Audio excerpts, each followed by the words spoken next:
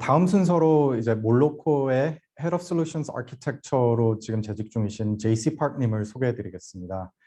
JC님은 한글과 컴퓨터를 필두로 보스턴에서 소프트매직사의 설립에 참여를 하셨고, 이후 블리자드에서 수석 개발자, 넥슨 플랫폼 본부 부본부장, 삼성전자 무선사업부 상무를 거쳐 현재 몰로코에서 인공지능 광고 솔루션스 아키텍처 부문장으로 현재 계십니다.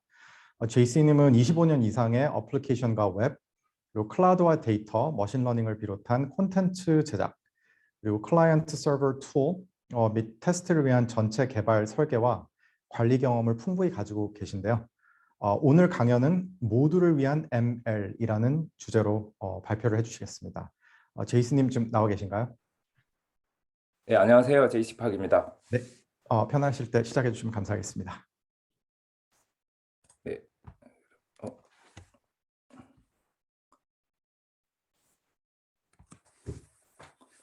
네, 안녕하세요. 제이시팍입니다. 오늘은 그 모두를 위한 ML이라는 주제로 두 가지 이야기를 해볼 건데요. 하나는 ML이란 무엇인가에 대해서 좀 모두가 좀 더 이해를 해야 되겠다는 생각으로 좀 설명을 해드리고, 두 번째는 다른 회사들은 ML을 어떻게 사용하고 있는가에 대한 이야기를 좀 해보도록 하겠습니다. 네, 일단 몰로코, 제가 일하고 있는 몰로코는 머신러닝을 기반으로 해서 이제 광고 솔루션을 제공하는 회사고요. 그러다 보니까 머신러닝 쪽에서는 누구보다 더 많은 기술력을 보유하고 있습니다.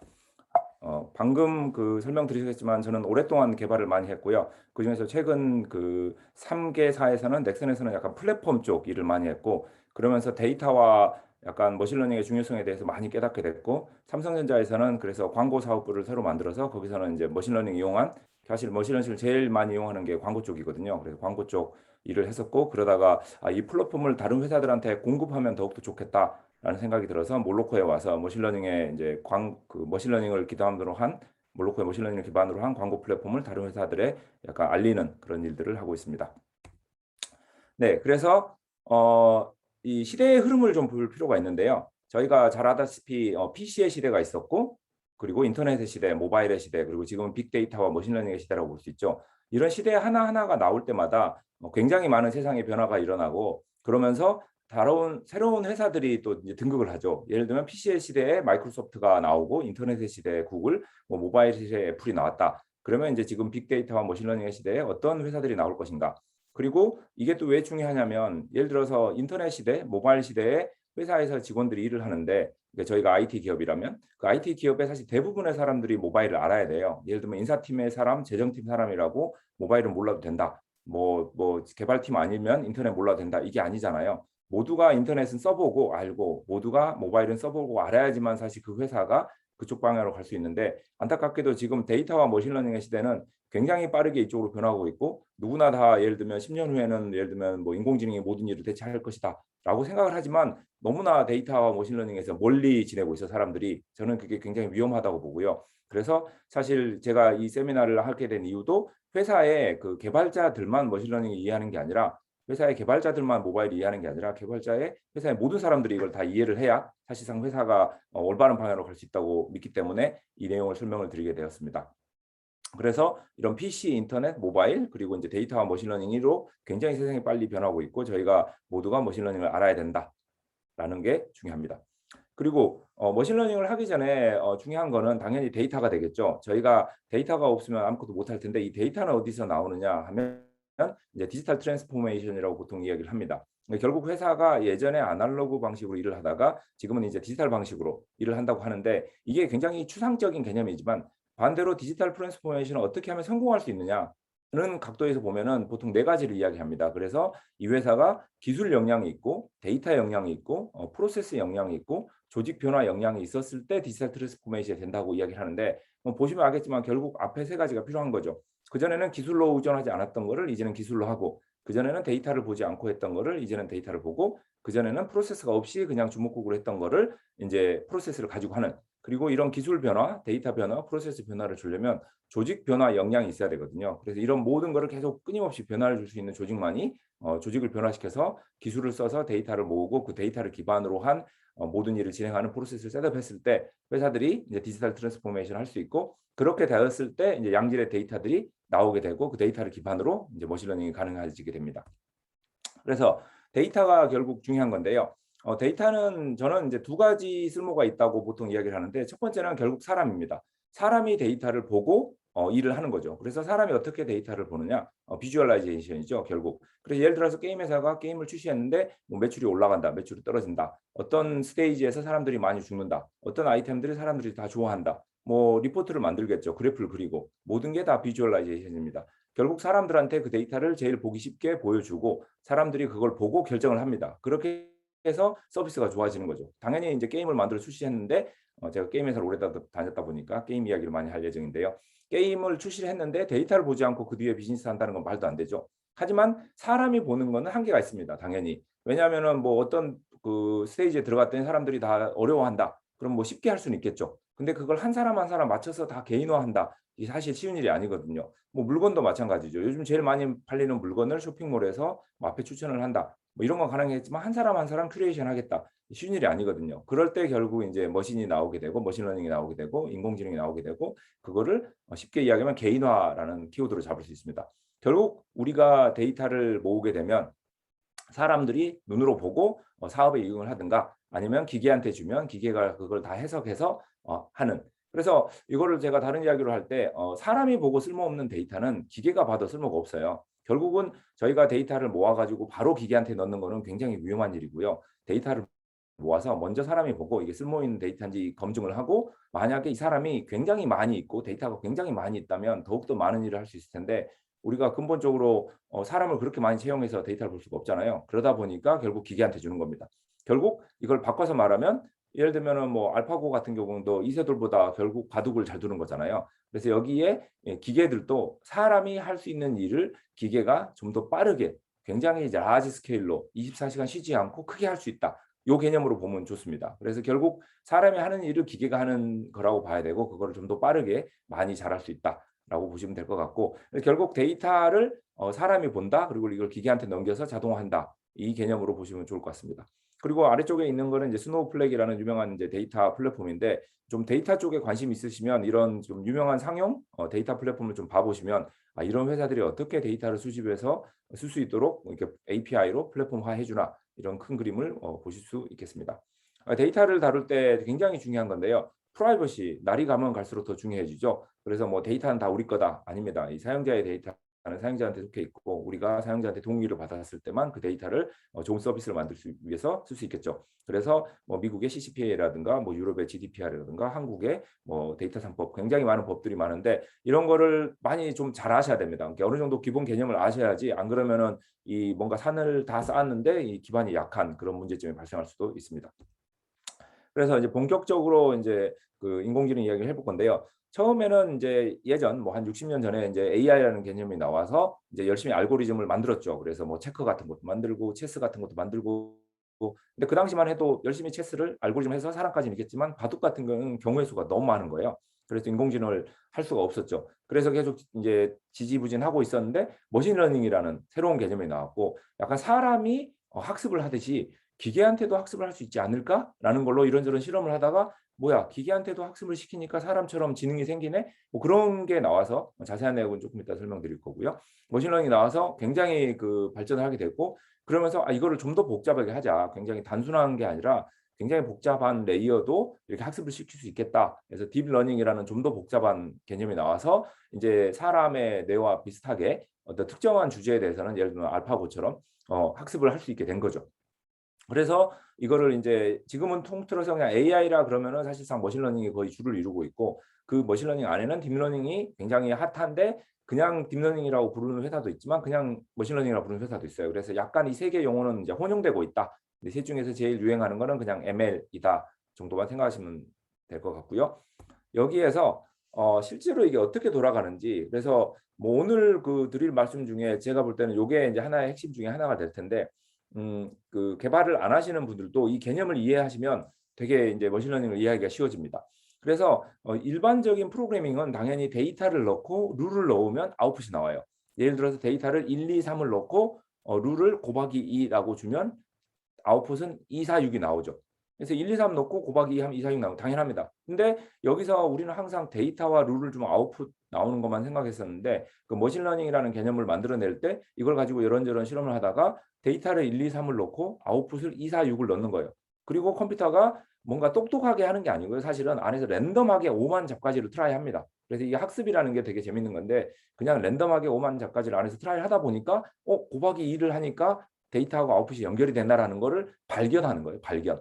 그래서 결국은 룰을 곱하기 2를 찾아내는 거죠. 이게 굉장히 놀라운 게 그래서 이전에는 뭔가 고양이하고 개를 구별하고 싶다. 그럼 룰을 복잡하게 짰어요. 뭐 이렇게 생긴 귀가 이렇게 생겼고 코가 이렇게 생겼고 입이 이렇게 생겼으면 막 룰을 만들었는데 계속 예외 상황이 발생하고 잘 안 되는 거예요. 그러니까 뭐 체스까지는 AI로 만들었지만 바둑 같은 거는 실패를 한 거죠. 근데 머신러닝으로 새들 오면서 그냥 고양이 사진 100장, 개 사진 100장 넣고 이건 고양이야, 저건 개라고 했더니 컴퓨터가 랜덤하게 안에서 막 이것저것 다 해보다 보니 혼자 발견을 한 거예요. 아, 귀가 이렇게 생겼고 뭐 코가 이렇게 생겼고 입이 이렇게 생겼으면 고양이네라는 룰을 스스로 발견한 거죠. 거기에 대놓고 이제 다른 고양이 사진이나 다른 개 사진을 나오면은 또 맞힐 수도 있고 뭐 못 맞힐 수도 있겠죠. 근데 이거는 이제 사람이 학습하는 것처럼 끊임없이 재학습을 해서 점점 더 똑똑해질 수가 있습니다. 뭐 알파고 같은 것도 좋은 예인데 혼자서 계속 이렇게 한번 성장이 멈추는 게 아니라 계속 신규 데이터를 주면서 계속 트레이닝을 시키는 거죠. 그래서 끊임없이 데이터와 아웃풋을 줘서 룰을 찾아내고 그 룰을 바탕으로 다른 데이터와 아웃풋을 또 넣어서 계속 또 룰을 강화하는 그런 식으로 이제 머신러닝을 돌 수 있는 거죠. 그래서 결국은 일반적인 프로그래밍은 우리가 룰을 넣어주면 아웃풋을 꺼내는데 머신러닝은 아웃풋을 줬더니 룰을 찾아내더라. 그래서 사람의 생각하는 방식과 비슷하게 방금 이야기 드렸던 이제 고양이와 개 같은 일을 할 수 있게 됐다라는 거고요. 들어보셔서 아시겠지만 결국은 그전에는 사람들이 다 룰을 만들어주는 게 사람들의 일이었거든요. 근데 이제 머신러닝을 통해서는 룰을 기계가 만들 수 있기 때문에 저희는 이제 데이터와 원하는 아웃풋만 주면 예를 들어서 뭐 사진을 주면서 이거는 이 화재가 발생한 거고 이거는 누가 뭐 폭력 사태가 일어난 거 막 주면 일반 사진들하고 섞어서 그러면은 인제 룰을 머신러닝이 만들어야 되고 이제 일반적인 서비스에서 지금 화재가 발생했다라든가 뭔가 폭력 사태가 발생했다 이런 것들을 파악해서 뭐 신고를 할 수 있게 되는 거죠. 곧 사람만이 할 수 있었던 일들을 인제 기계가 할 수 있게 도와준 겁니다. 자, 이 ML이 갑자기 왜 최근 들어 이렇게 부상을 했느냐?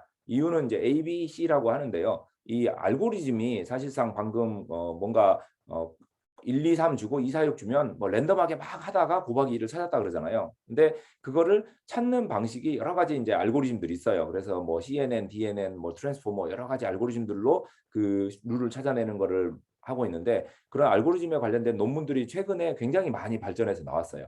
그리고 아직도 굉장히 많은 사람들이 연구를 하고 있고요. 그래서 그 학습하는 방법이 계속 좋아지고 있습니다. 그리고 뭐 옛날에는 고양이 사진 100장, 개 사진 100장 구하기가 굉장히 힘들었겠죠. 혼자 찍을 수도 없으니까. 근데 지금은 빅데이터 시대로 뭐 고양이 사진 100장, 개 사진 100장 굉장히 쉽게 구할 수 있습니다. 그리고 마지막으로 이거를 학습을 시킨다는 게 결국 1, 2, 3 넣고 2, 4, 6 넣고 뭐 고양이 사진, 개 사진 넣고 고양이 개 이름 붙여 놓고 막 랜덤하게 하다가 결국 그거를 우연찮게 연결을 시키는 건데 엄청난 컴퓨팅 파워가 필요합니다. 이게 그 데이터의 양이 많으면 많을수록 더 컴퓨팅 파워가 필요하거든요. 근데 이런 게 이제 클라우드가 나오기 전까지는 되게 힘들었어요. 물론 이제 지금도 인공지능 하는 회사들은 보통 자기가 직접 굉장히 좋은 기계를 사셨습니다. 이게 그 컴퓨팅 파워가 너무 많이 필요하기 때문에. 근데 어쨌든 지금은 누구나 다 굉장히 좋은 알고리즘들이 뭐 많이 나와 있고요. 그래서 뭐 번역을 하고 싶다, 뭐 글자를 만들고 싶다, 뭐 이미지를 분석하고 싶다. 굉장히 좋은 알고리즘들이 많이 나와 있어서 데이터도 구하기가 되게 쉽고 뭐 본인도 구하기 쉽고요. 이런 거를 클라우드 위에서 다 트레이닝 시켜서 이제 서빙할 수 있는 이런 것들이 다 갖춰졌기 때문에 이제 ML이 급작스럽게 굉장히 빨리 발전하고 있고 뭐 앞으로도 더욱더 많이 발전할 거라고 보고 있습니다. 자, 그 머신러닝으로 가면은 이 이제 기초적인 이야기만 드리고 있는데 그래도 이 기본 중에 하나인 이 그 학습이 세 가지 학습이 있습니다. 그래서 슈퍼바이즈드 러닝, 지도 학습, 언슈퍼바이즈드 러닝, 비지도 학습, 리인포스먼트 러닝, 이제 강화 학습이라 그러는데요. 지도 학습은 방금 말씀드린 것처럼 1, 2, 3, 2, 4, 6 아니면 고양이, 개 사진을 주고 레이블, 정답지를 같이 줍니다. 그래서 이건 고양이다, 이건 개다라는 걸 주고 학습을 시켜서 찾아내는 거고요. 굉장히 많은 비즈니스들이 이제 이런 걸 이용해서 뭐 배가 가다가 고장이 날 거냐부터 시작해서 뭐 미래는 물건이 얼마나 나올 거냐 뭐 등등 여러 가지 것들을 이걸로 하고 있고요. 하지만 비지도 학습도 가능합니다. 이유는 지도 학습을 위해서는 저렇게 정답지를 붙여야 되는데 레이블을 붙여야 되는데 레이블 하는 일이 되게 힘들어요. 뭐 고양이 사진, 개 사진 구에다가 다 글자 붙이는 것도 어렵고요. 근데 언슈퍼바이즈들은 그냥 고양이 사진 100장, 개 사진 100장 주고 이게 고양이다, 이게 개다라고 알려주지 않습니다. 그래도 머신러닝이 혼자서 막 분석을 해보다 보면 이거는 한 종류의 동물인 것 같아. 저거는 다른 종류의 동물인 것 같아. 라고 그걸 구분할 수 있습니다. 그래서 재미있는 거는 앞에 정답이 없는 상태에도 혼자 분류할 수 있는 걸 할 수 있기 때문에 약간 이렇게 히든 스트럭처를 찾아내는데 유용하게 쓸 수 있고, 또 이걸 통해서 굉장히 많은 데이터를 또 뽑아내서 다른 사업에도 이용할 수 있고요. 그래서 그냥 정답지를 주고 이렇게 머신러닝을 하느냐, 정답지를 주지 않고도 머신러닝을 할 수 있느냐, 이렇게 두 개를 구분하시면 될 것 같고, 강화학습은 그냥 알파고라고 생각하시면 됩니다. 특정한 뭐 정답도 없고 그냥 이렇게 훈련을 시켜서 이제 테스트를 하고 이게 이기면 상을 주고 지면은 이제 뭐 예를 들면 벌을 주는 그런 식으로 해서 상을 더 많이 받기 위해서 혼자서 계속 이게 강화학습 계속 빙빙 도는 거죠. 그러면서 점점 똑똑해져서 예를 들면 알파고 같은 거를 만들게 되는. 그래서 뭐 이거는 방향 끝이 없죠. 계속 점점 더 좋아지는 걸 목표로 갑니다. 그래서 이제 ML에 대해서 이제 기초적인 이야기를 많이 해드렸는데 이게 실제로 이제 시스템으로 돌아간다 그러면은 5가지 정도의 컴포넌트로 이야기를 나눕니다. 당연히 첫 번째는 데이터를 수집해야 되겠죠. 근데 데이터를 수집할 때는 그냥 막 수집합니다. 예를 들면 뭐 고양이 사진, 개 사진 막 모으겠죠.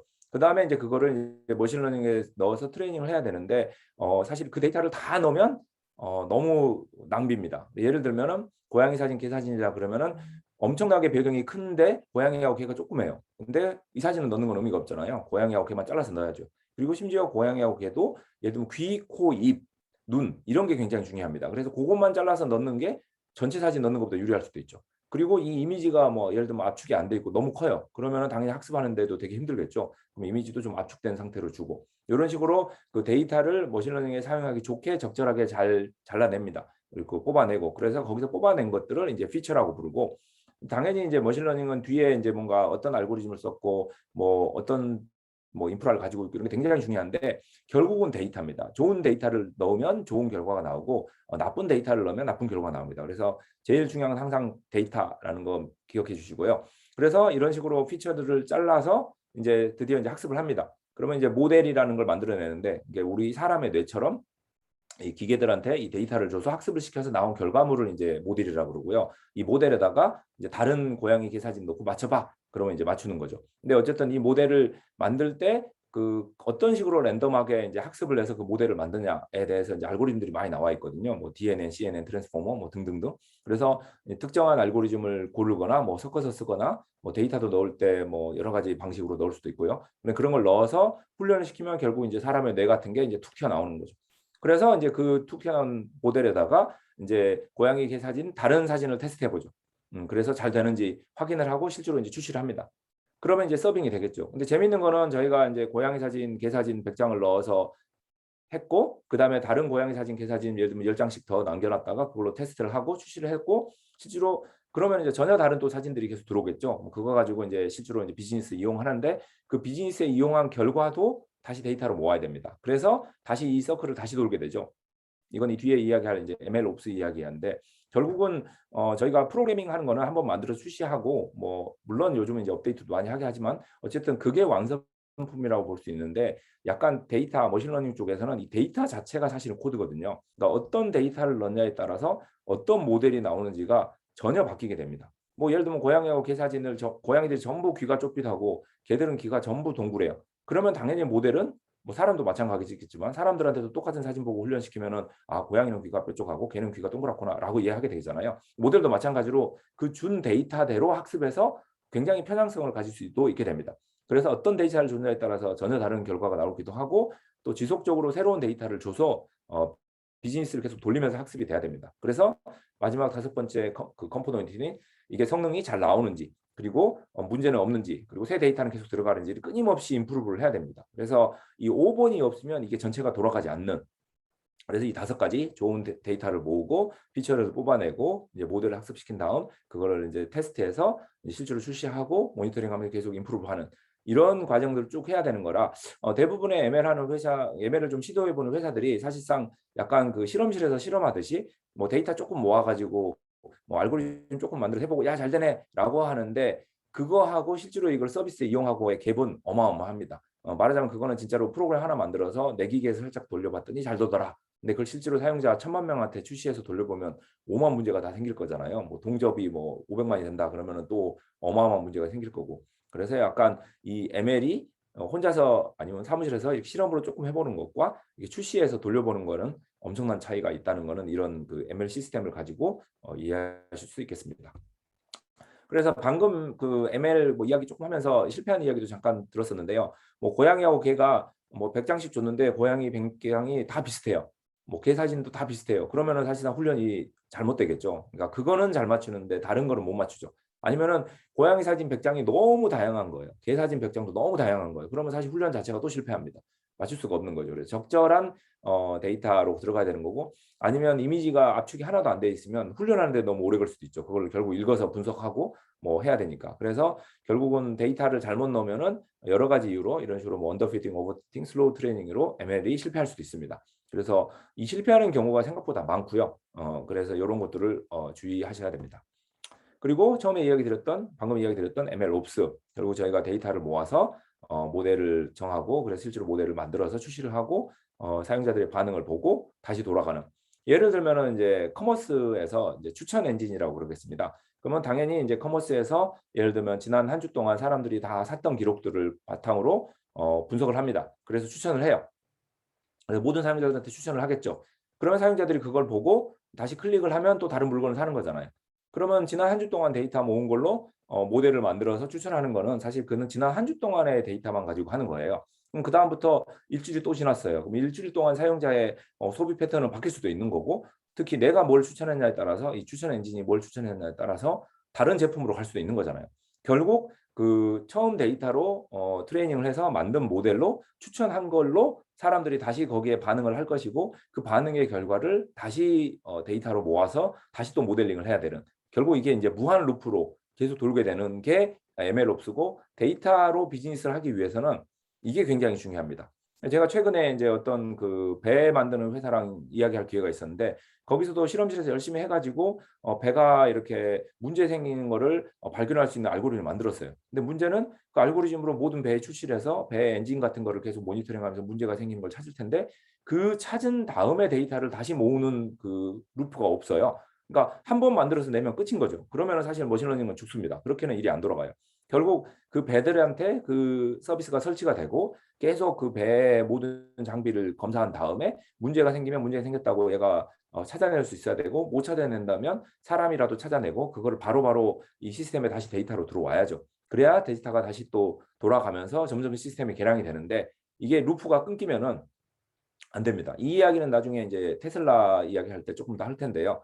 이 데이터가 MLOps로 이렇게 빙빙 도는 루프 굉장히 중요합니다. 여기까지 해서 뭔가 ML에 대한 이야기를 쭉 드려봤고요. ML이 이제 이런 거다. 사실 이 정도면은 굉장히 비전공자라 그래도 데이터가라는 게 있고 그게 사람이 보는구나. 그리고 기계도 보고 ML도 이제 할 수 있는 거구나. 그리고 ML은 이런 식으로 뭔가 이제 기계가 이제 룰 같은 걸 찾아내는구나. 그리고 데이터를 넣을 때 이렇게 데이터를 주고 정답지를 주면 결국 정답을 찾아주는구나. 이런 개념을 이해할 수 있게 됐고요. 이걸 가지고 이제 회사들은 무엇을 하는가를 한번 볼 필요가 있는데, 저는 이제 크게 한 4가지 정도로 구별합니다. 그래서 생산, 판매, 제품, 그다음에 광고, 이 4가지로 구별을 하는데, 일단 뭐 스마트 팩토리, 공장에서 사실 이제 뭐 공장 내부 상황을 데이터로 다 모으면은 당연히 사람이 봐도 그 데이터를 갖고 쓸모 있는 일을 많이 할 수 있겠죠. 뭐 데이터가 보고 뭐 재고가 많이 쌓이고 있다, 뭐 재료가 좀 뭐 부족하다, 뭐 등등, 뭐 채널 어디가 뭐 다 안 좋다, 이런 걸 데이터를 보고 사람들이 다 분석하시지 기계한테 맡기면 더욱더 많은 일을 할 수 있겠죠. 그래서 약간 스마트 팩토리 같은 거를 ML을 할 수 있을 거고요. 그리고 판매도 요즘은 뭐 마케팅은 전부 디지털 마케팅, 모바일 마케팅은 이걸로 하죠. 그리고 뭐 수많은 광고 플랫폼들이 이 판매에서 데이터를 이용해서 많은 걸 하고 있고요. 저희 몰로코 같은 경우에도 사실상 여기가 이제 주력 사업이고, 어떤 제품을 이제 홍보해서 팔고 싶다. 그러면 저희가 만든 이제 머신러닝 플랫폼으로 그 고객사의 데이터를, 판매 데이터를 넣으면 그걸 다 분석해서 이런 사용자들한테 이런 제품을 보여주면 더 잘 팔릴 수 있다. 뭐 이런 것들을 다 해주는 거죠. 그리고 광고를 해주는 거죠. 그리고 세 번째는 이제 제품 자체를 더 좋게 만들 수도 있겠죠. 그래서 특히 이제 개인화 같은, 그리고 이제 예측 같은. 그래서 뭐 영상, 뭐 넷플릭스에서 같은 영상 같은 거를 보여줄 때 다음에 뭘 볼지 우리가 뭐 서치하는 것도 있지만, 대부분은 자동 추천 가지고 보는 거잖아요. 그리고 뭐 그 서비스에서 넷플릭스에 자막 같은 거 뽑을 때도 유튜브에서 자막 같은 거 뽑을 때도 뭐 사람이 뽑는 것도 있지만 요즘은 똑똑해져 가지고 유튜브가 자체적으로 거기에 목소리를 알아듣고 그걸 텍스트로 바꿔서 보여주는, 그리고 자막 뭐 번역도 해주는 그런 수많은 서비스들이 이제 머신러닝 이용해서 나오고 있고, 마지막에는 이 데이터를 이용해서 제일 할 수 있는 사업 중에 좋은 게 이제 광고 사업이 있거든요. 구글이나 뭐 페이스북처럼. 그래서 그 데이터를 이용해서 아예 광고 사업을 하는, 그래서 예를 들어서 유튜브를 예를 들어 보겠습니다. 유튜브를 예를 든다면 유튜브에 이제 프로덕션은 이제 넘어가고요. 유튜브를 이제 세 기능이 들어갔어요. 이 세 기능을 누구한테 홍보하지? 이 세 기능을 가격을 어떻게 매기지? 뭐 사람들한테 세일을 하면 어떻게 팔리지? 이런 거 다 세일즈는 머신러닝으로 유튜브가 할 것이고요. 그다음에 그 아까 말씀드렸던 개인화 추천 같은 뭐 자막 뽑아내는 거, 그런 거 전부 유튜브에서 머신러닝을 하고 있을 것이고, 마지막으로는 유튜브는 매출을 어디서 냅니까? 그렇게 해서 모은 사용자들의 시청 이력. 이 사람은 이런 걸 많이 봤으니까 치킨 광고를 보여줘야지. 이 사람들은 이런 걸 많이 봤으니까 뭐 자동차 광고를 보여줘야지. 결국 광고 비즈니스로 돈을 법니다. 그래서 유튜브는 본인의 마케팅에도 머신러닝 이용할 것이고, 본인의 서비스 강화에도 머신러닝 이용할 것이고, 마지막에는 광고 사업에도 머신러닝 이용하는. 그래서 많은 회사들이 이제 내가 머신러닝으로 뭘 할 수 있을 것인가 라고 들어가는데, 그것보다는 좀 더 앞으로 가서 일단 뭔가 좋은 서비스 만들고 거기서 이제 데이터로 그 서비스를 좀 더 강화하고, 마지막에는 머신러닝으로 좀 더 강화하는, 이런 여러 가지 형태에 따라서 이런 거를 좀 분석해 보실 수 있겠습니다. 그래서 이제 이거는 회사들이 ML을 어떻게 쓰는가에 대해서 이제 네 가지 이야기를 해봤고요. 이거는 반대로 이제 ML 인더스트리, ML 쪽에서는 뭘 하고 있나를 보면은 세 가지로 나눠볼 수 있는데, 첫 번째는 기존에 있는 서비스를 ML로 강화하는 겁니다. 저는 이제 서비스는 이제 컨텐츠 플러스 플랫폼이라고 하는데, 이 플랫폼에 이제 ML 엔진이 점점 더 강해지고 있죠. 그래서 예를 들면 넷플릭스에 이제 추천이 빠진다. 상상할 수 없겠죠. 뭐 GS샵 같은 경우에도 뭔가 이제 앱을 써보면 밑에 이제 물건들이 추천이 딱 올라오잖아요. 근데 거기서도 추천이 빠지면은 상상할 수 없는 거죠. 근데 이런 데서 ML을 이용해서 서비스를 다 좋게 합니다. 하지만 여기는 ML 자체가 이제 회사의 코어라기보다는 이제 가지고 있는 이제 컨텐츠 플랫폼이 이제 회사의 코어고, 거기에 이제 ML로 더 강화하는. 그리고 참고로 이제 추천 같은 경우에는 보통 이제 쓰는 데이터가 이제 사용자 데이터, 그다음에 이제 아이템, 카탈로그 데이터, 그다음에 인터랙션, 사용자가 그거를 어떻게 했다. 예를 들어 GS샵 같은 경우는 어떤 사용자가 무슨 물건을 카트에 넣었다, 뭐 봤다, 샀다 라는 그런 액션들을 쭉 모아주면, 전체 사용자의 데이터를 다 분석하면 어떤 사용자가 무슨 아이템을 미래에 살 수 있을 것인가 다 분석할 수 있는 거예요.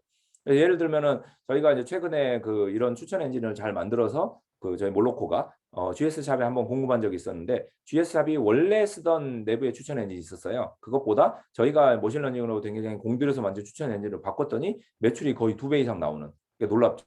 이게 결국은 롱테일이라도 볼 수도 있는데, 모든 사용자를 만족시켜주는 거는 알고리즘으로 불가능해요. 사람으로 불가능하고. 추천도 사람이 하다가 이제 알고리즘을 하다가 머신러닝으로 하는 시대로 변하고 있는데, 결국은 사람이 하는 거는 그냥 잘 팔리는 거 위주로 할 수밖에 없는 거고, 룰도 비슷한 식으로 될 수밖에 없는 건데, 머신러닝을 통해서 모든 사용자의 패턴을 분석해서 모든 사용자를 위한 한 명 한 명을 위한 제품을 추천할 수 있게 되는 거죠.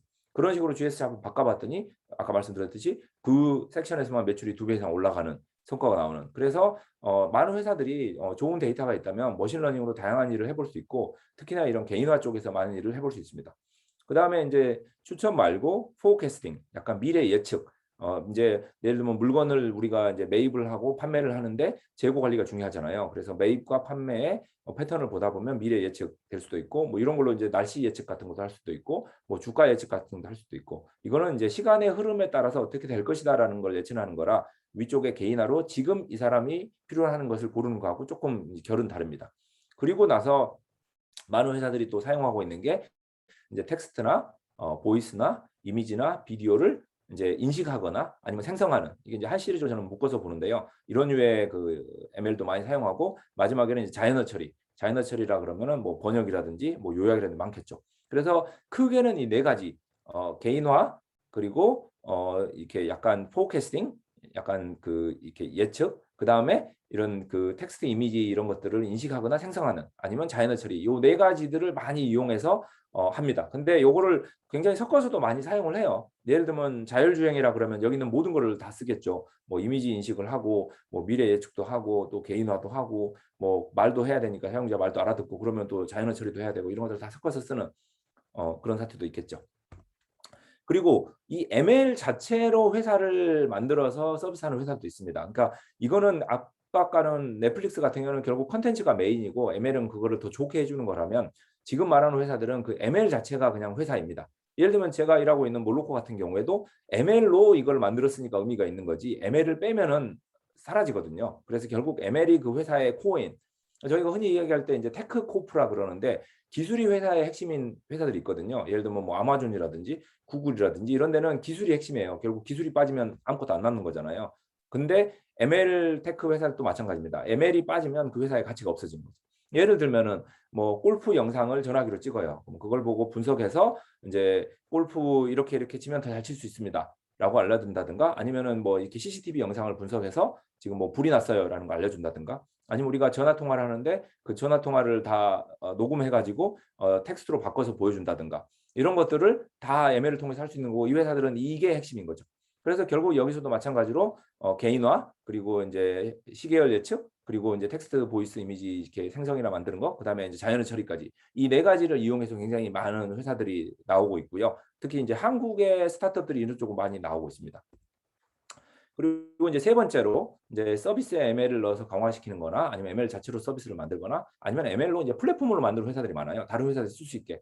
아까도 말씀드렸다시피 ML을 잘하기가 굉장히 쉽지 않거든요. 그 플랫폼 만드는 것도 시스템 만드는 것도 쉽지 않고 그러다 보니까 우리가 다 해줄게. 뭐 클라우드가 나왔듯이 우리가 다 해줄게 하는 회사들이 나오고 있고 그래서 뭐 개인화 같은 경우에는 저희 회사에서 잘 만들어 놓은 엔진을 있고 또 포캐스팅도 예를 들면 아마존에서 만들어 놓은 게 있고 이미지 레코니션 뭐 구글에서 아주 잘 만들어 놨죠. NLP는 계속 지금 그 각축을 벌이고 있습니다. 그래서 번역 뭐 챗봇 서머리 여러 회사에서 지금 하고 있는데 계속 이게 천하통일이 돼 가는 것 같고요.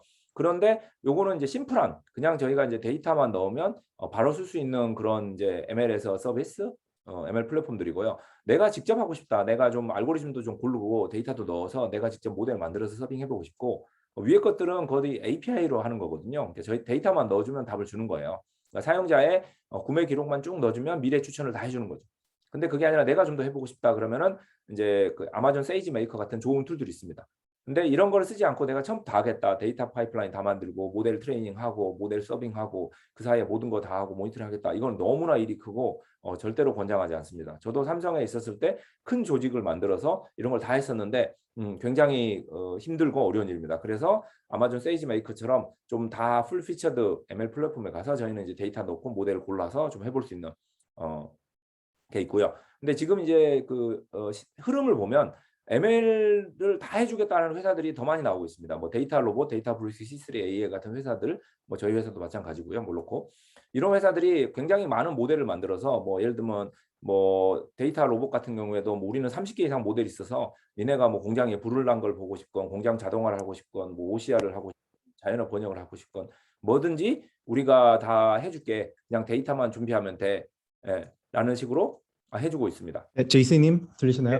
네, 네, 네네. 네, 죄송하지만 저희 시간 관계상 마무리를 좀 네네. 부탁드리겠습니다. 네. 네. 그래서 그 ML 플랫폼을 이제 어떤 식으로 해야 되나라는 이야기를 드렸고요. 결국 5가지 이야기 드렸고 다른 그 회사들 이야기를 조금만 드리면 당근마켓 같은 경우에도 방금 말씀드렸던 여러 가지 5가지 정도의 기술 레코드를 이용해서 했고요. 그리고 이제 뭐 브랜디 같은 커머스 회사들도 마찬가지로 예를 들면 추천이나 포캐스팅 그리고 광고 사업 같은 거 ML로 하고 있고 테슬라 같은 경우에도 이런 걸 하고 있는데 재밌는 거는 테슬라는 여기서 이거를 풀 사이클을 하죠. 그래서 결국 데이터가 모여진 거를 테슬라는 바로 수집을 합니다. 그리고 자율주행이 점점 더 개선이 돼 가고 그걸 다시 이제 뿌리는 그리고 심지어 이거를 메타버스로 만들어서 이제 확장까지 하는 그래서 뭐 그 다른 회사들에 비해서 테슬라가 꼭 자율주행을 할 수 있을 거라고 믿는 거는 이 풀 사이클이 완성돼서고요. 그리고 이제 게임 회사들도 이런 걸 이용해서 굉장히 많은 그 ML 쪽 일을 하고 있고요. 정리를 해 보면 데이터를 모으셔야 됩니다. 그래서 데이터 플랫폼을 만드시고 데이터를 모아서 실제로 사람들이 써 보시고 그러다가 이제 심플 MLS로 이런 그 뭐 구글 클라우드 비전 AI라든가 여러 가지 서비스들을 직접 써서 좀 해 보시고 우리는 좀 더 많은 걸 해 보고 싶어. 그러면은 이제 어드밴스드 MLS를 좀 써 보시는 거를 추천드립니다. 그래서 결국 좋은 서비스를 만드셔야 되고 거기서 데이터를 한번 써 보셔야 되고 마지막에는 머신러닝으로 그 데이터를 더 잘 써 보는 이런 흐름으로 해 보시면 될 것 같고요. 이거는 이제 수많은 회사들이 얼마나 ML을 쓰고 있나에 대한 이야기인데 한국의 많은 회사들이 뭐 왼쪽에서는 ML로 뭔가 서비스를 하는 회사들, 오른쪽에는 ML 플랫폼 회사들 그런 게 있고요. 이거는 뭐 한국에 이제 잘 나가는 스타트업들이나 뭐 AI 양재부라고 ML 회사들이 모여 있는 데가 있는데 이런 회사들 한 125개 정도로 분석해 보면 방금 말씀드렸던 이런 여러 가지 ML들을 하고 있는 거를 볼 수 있습니다. 그리고 이거는 이제 추천 책이고요. 네, 그래서 ML은 정말 미래고요. 그래서 모두 다 ML을 공부하시고 ML을 다 하셔야 되기 때문에 ML을 공부하거나 아니면 ML을 써보시거나 아니면은 뭐 ML을 좀 더 많이 해보고 싶다. 그러면 저희 회사 같은 데 와셔서도 한번 해보셔도 재밌을 것 같습니다. 네, 감사합니다.